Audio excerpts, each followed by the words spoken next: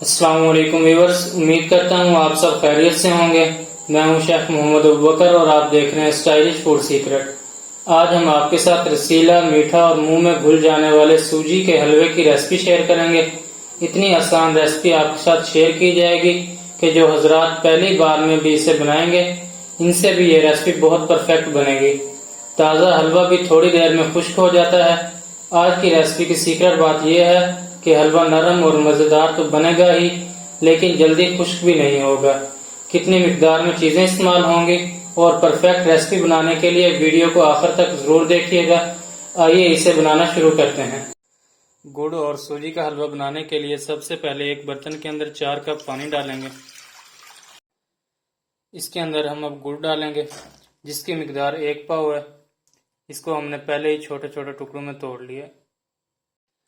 अब हम flame on कर देंगे और इसे पकने के लिए छोड़ देंगे। हम इसको ज़्यादा नहीं पकाएंगे, जैसे शरबत का 1 तार या 2 तार वाला शीरा बनाते हैं वो नहीं बनाएंगे। सिर्फ हम गुड़ को इसके अंदर मेल्ट करेंगे। चीनी से बना हुआ सूजी का हलवा तो आपने बहुत बार खाया होगा। एक बार इस रेसिपी को ट्राई कीजिए, इंशाल्लाह बहुत मज़ेदार बनेगा।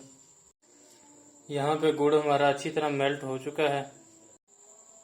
अब हम इस शीरे को छलनी की मदद से इस सूजी के अंदर डाल देंगे। सूजी की मिकदार 1 पाव है। इस शीरे को हम गरम गरम सूजी के अंदर ऐड करेंगे।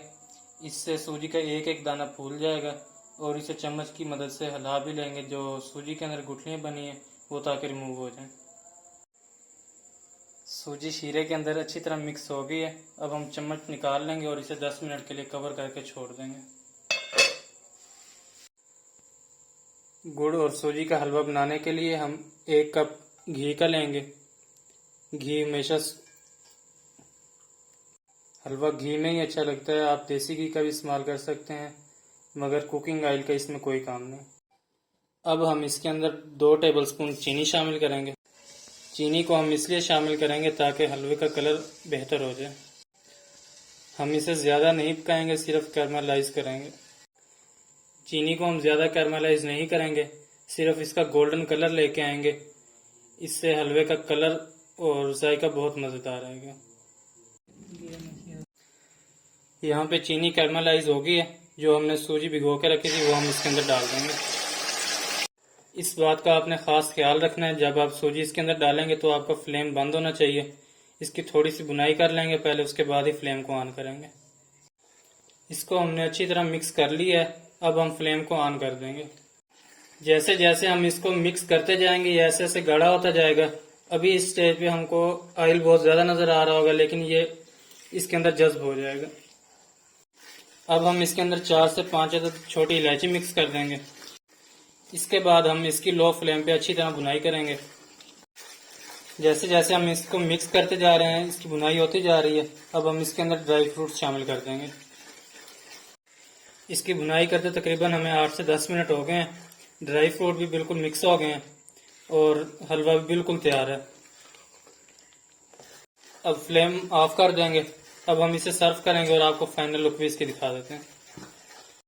अच्छा सही है, सही है, उसको सही नहीं होगा।